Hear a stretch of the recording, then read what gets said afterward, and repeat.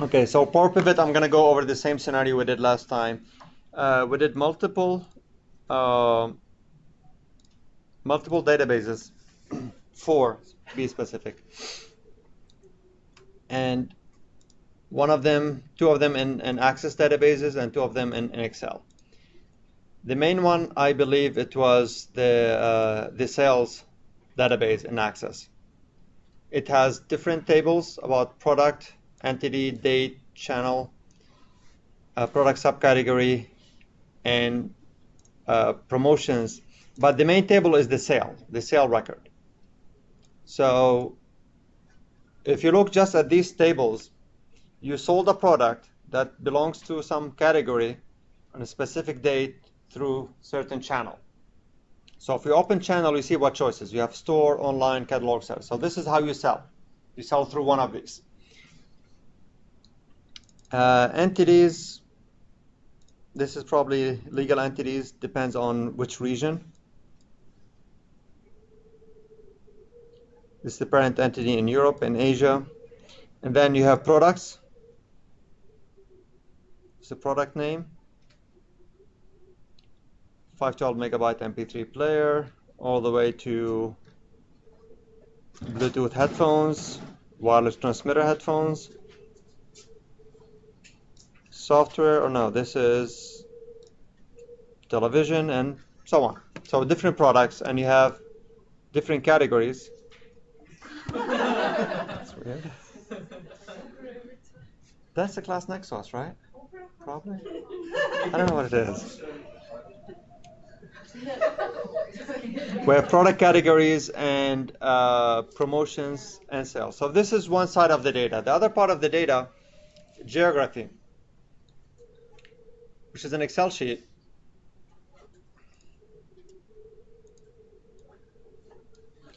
So always look for the key element. So we have geography key, and then give you the type as a continent, country, region, state, province, and which continent it's in, city name, if so. So every store or every channel has to belong to certain geography mainly. I'm going to provide you these linking fields between different data, so you don't have to guess. So here there's some guessing, even though in real life at work, most times when you're given some data, you're not going to be given data with manual. So you have to dig in it yourself and figure out what's what. The last one is the categories, because we've seen the subcategories in the first table, and these are the categories table. So this is the measure one. For whatever reason, they were split. And the last one are the stores themselves. So this is what we do in JustLib. Now we're kind of like discovering the data. Just look at what type of data is there and how we're gonna put them together.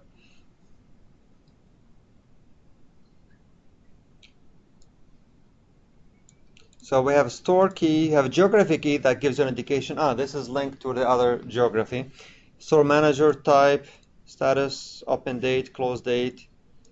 Entity key that rings a bell. We have entities table, so this is probably a link to that as well. This is the address where the stores are.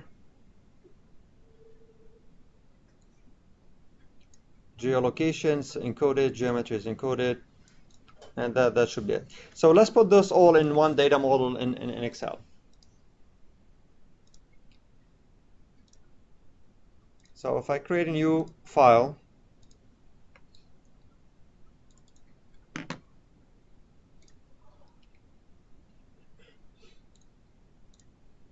so under Power Pivot, I click the Manage button.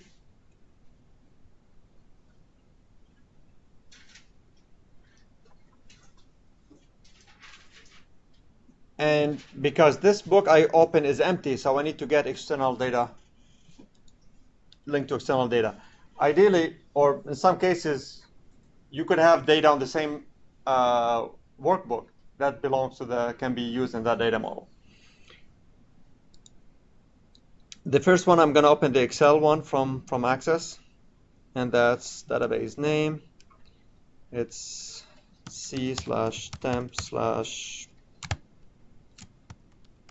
come on.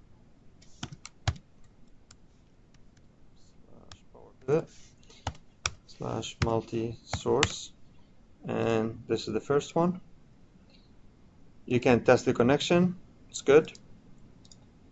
Next, select list of tables, the same list we looked at. I need all except query one. I don't need that.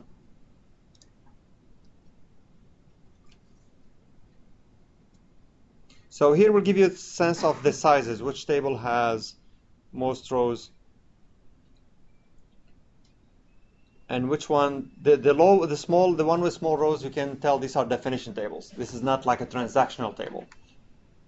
So how many channels you have? 4. How often that changes? Probably every few years, maybe you add a different channel or not.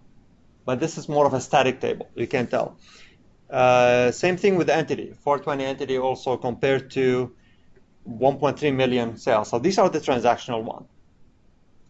So this one you can tell, the one with the most of the time, this is the transaction one, and that should be the core table.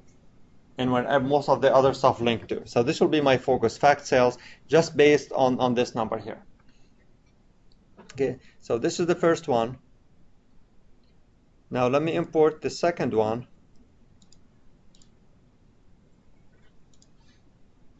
That has product categories. It has only one table. You notice 8 rows, so this is a static table, just 8 categories. You don't add categories every day. Just based on these, let's look what we can do. Look at the data diagram view. So Excel pretty much tries to tell. No, let me check one thing here. So if you notice, the original table, the original database has already relationship established. So Excel will take that. So you have channel already linked to the fact cell, linked to promotion. You have the date, product, and product subcategory. But you notice this doesn't have category, even though it has category key, because the category table is not part of this database. That's one we added. So Excel will take this, so it will produce it here. So every sale, you're selling a product here at a certain date range, through a specific channel, with or without a promotion here. Now every product, on the other hand, belongs to a subcategory, right? What's missing? There is no entity, is not part of the picture, and category. So every subcategory, if we expand this, if you notice, it's part of a category, of a bigger parent category. So we need to link these two.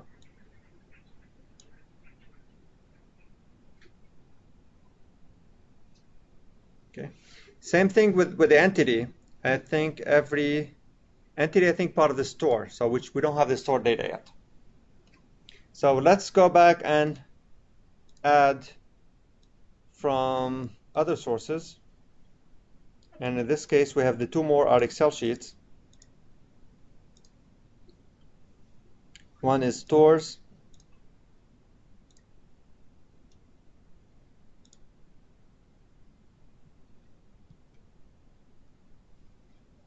$308.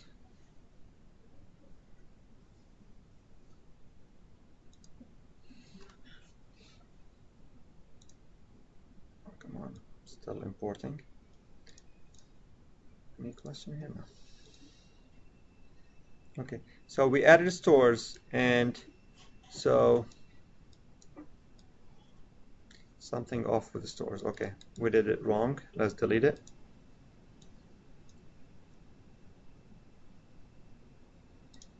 Let's do it again. I think I missed to specify that the first row has the headers. So first row has headers. Need to select it again. Test connection. Okay. Can do next. Can do a preview. Yep, looks good. And then I hit finish. Now you see it's 307, not 308, because the first one is not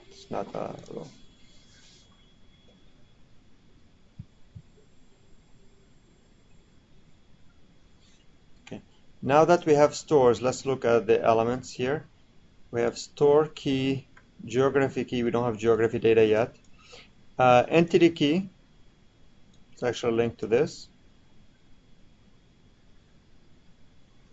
And most importantly, let's take this here.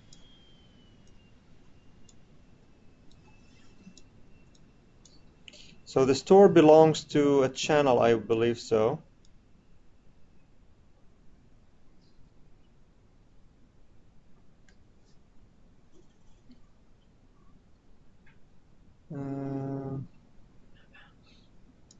No, let's see the sales, if it has a store ID. Oh, it has a store key. So the sales has to belong to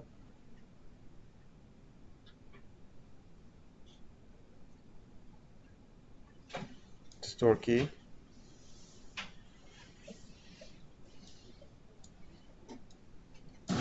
So the sales happen through specific store, which part of a specific entity.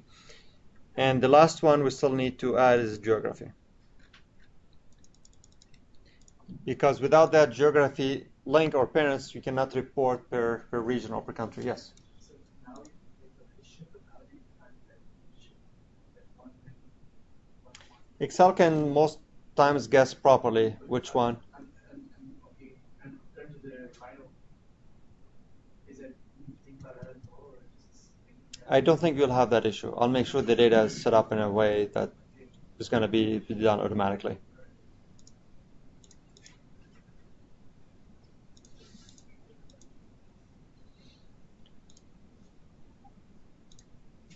So geography is good. And it's not going to be like a data set with a million records like this. So, oh, why did I hit cancel?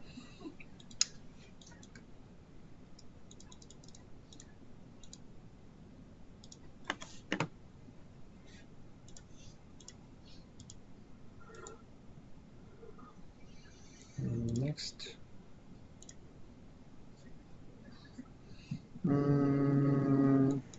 Two parents. Okay.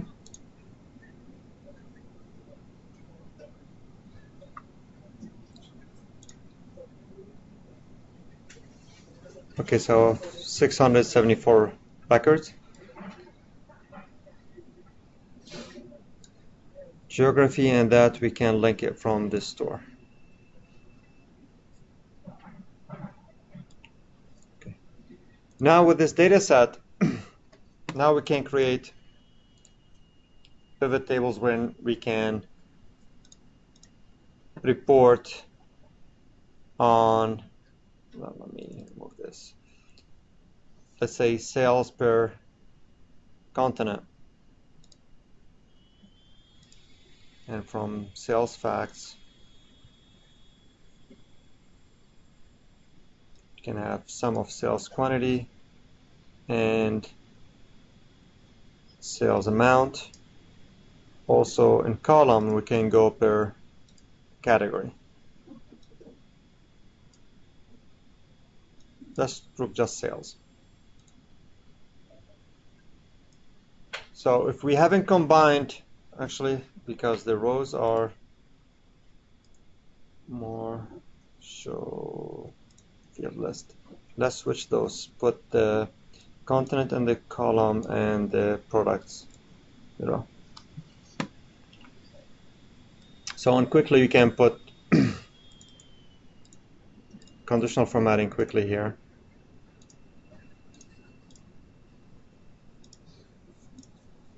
You can see computer sales is less, almost mostly North American compared to Europe and others, and so on. So you notice we got the categories from one data source, sales from another, and the content from a third one. Without having to import this data into Excel directly, now you're able to produce this. And anytime any of these data sources updates, just need to go to your pivot table to the data management and just refresh it. You don't have to go through import of that data again.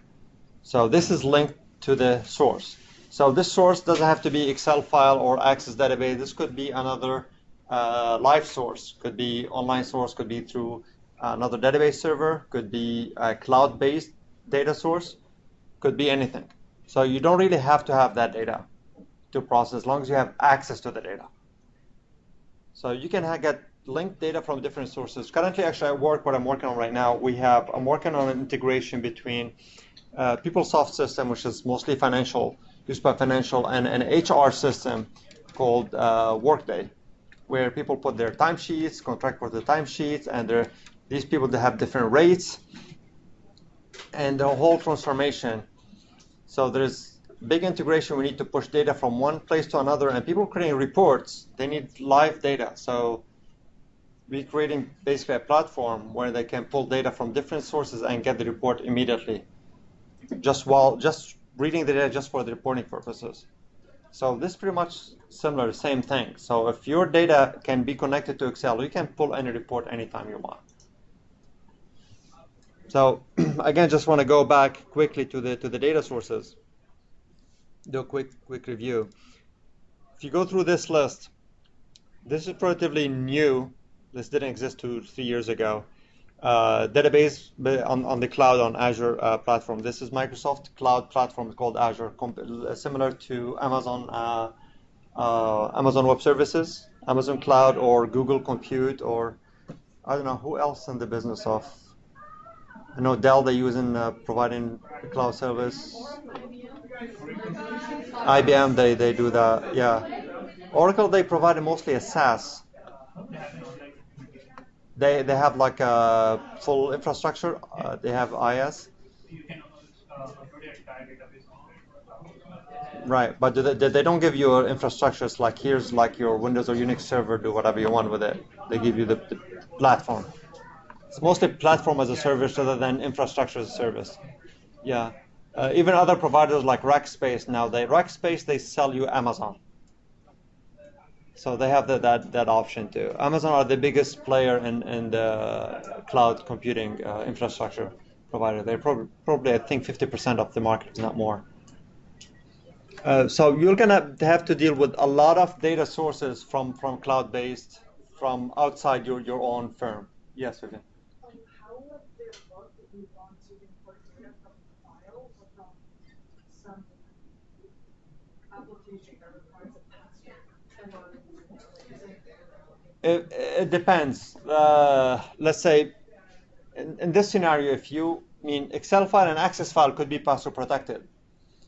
So one of the import, let's say if you want to import from Access, it does ask you what's username and password if that's applicable. That depends on the data source.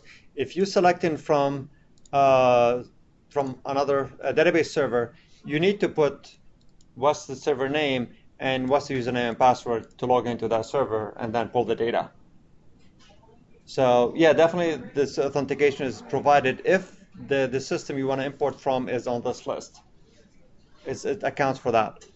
So you can see it pulls from Oracle, pulls from IBM DB2, from any other reporting service, from Azure Online, and others. So the most generic one here is, where is it?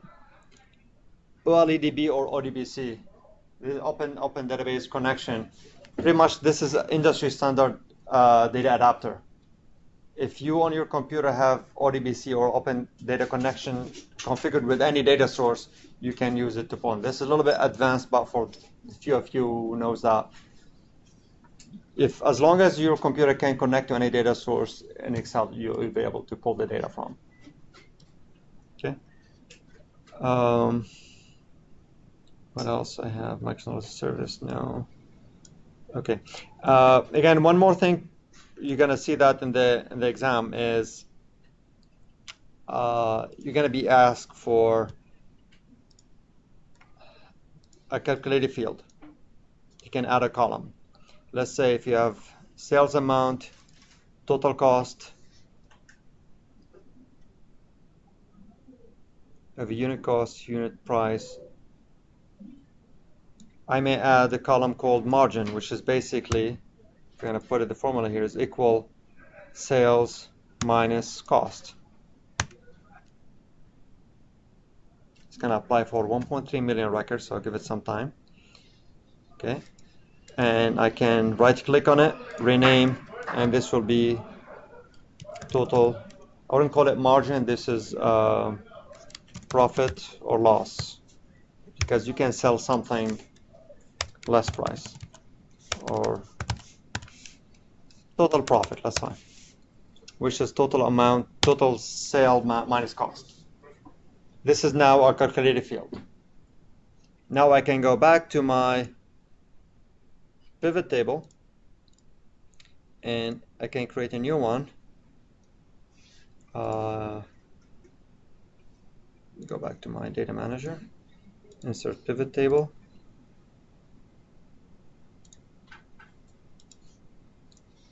I put it here, and I can, for example, provide not with entity. Let's go back to the continent, same, keep it simple. Where's our geography? Continent name, and from sales,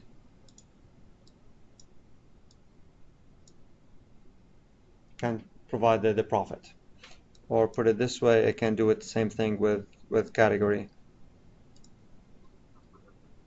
So you don't have to create formulas within the pivot table.